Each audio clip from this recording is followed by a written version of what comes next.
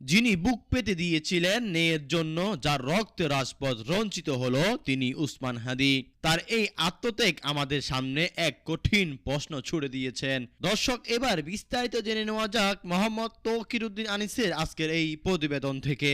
উসমান হাদি কি একজন শহীদ, নাকি তিনি আমাদের ঘুমন্ত বিবেকের জন্য এক জীবন্ত চপেটাঘাত? তার বিদায় আজ আমাদের চোখে আঙ্গুল দিয়ে দেখিয়ে দিচ্ছে আমরা যে মুক্তির নিঃশ্বাস নিচ্ছি তা কি সত্যি পূর্ণাঙ্গ, নাকি আমরা এখনো এক অদৃশ্য পরাধীনতার শিকরে বন্দী। উসমান হাদির মতো তরুণরা যখন রাজপথে প্রাণ হারায় তখন বোঝা যায় ক্ষমতাতব্য কতটা ভয়ঙ্কর হতে পারে।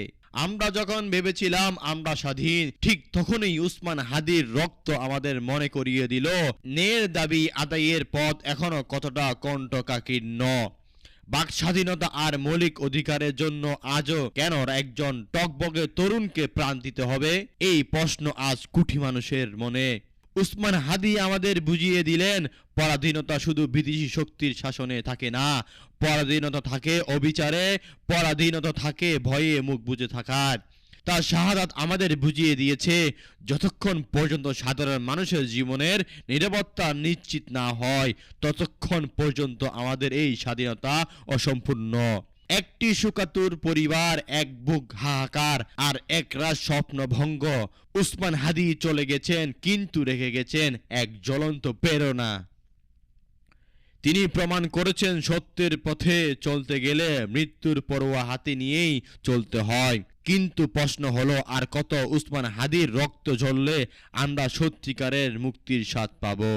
উসমান হাদি হারিয়ে যাননি, তিনি মিশে আছেন এই বাংলার প্রতিটি ধূলিকণায়। তার রক্ত ভিজা যেতে পারে না, তবে তার এই চলে যাওয়া আমাদের জন্য এক চরম সতর্কবার্তা। আমরা যদি আজও ঐক্যবদ্ধ না হই তবে এই পরাধীনতা গ্লানি আমাদের আরো বহু প্রজন্মকে বইতে হবে। উসমান হাদির প্রতি শ্রদ্ধা তখনই পূর্ণ হবে যখন তার স্বপ্নের বৈষম্যহীন আর ন্যায় বিচার ভিত্তিক সমাজ প্রতিষ্ঠিত হবে। দর্শক, এই ছিল উসমান হাদিকে নিয়ে একটি প্রতিবেদন। প্রতিবেদনটি কেমন লেগেছে অবশ্যই আপনার মূল্যবান মতামতটি জানাবেন কমেন্ট করে কমেন্ট বক্সে। দেশ বিদেশের সব খবর সবার আগে পেতে তৌকিরউদ্দিন আনিসের অফিসিয়াল ফেসবুক পেজটি ফলো দিয়ে সাথে থাকবেন সবসময়, এবং আপনার পণ্য প্রতিষ্ঠানের বিজ্ঞাপন দিতে আমাদের সাথেই যোগাযোগ করুন।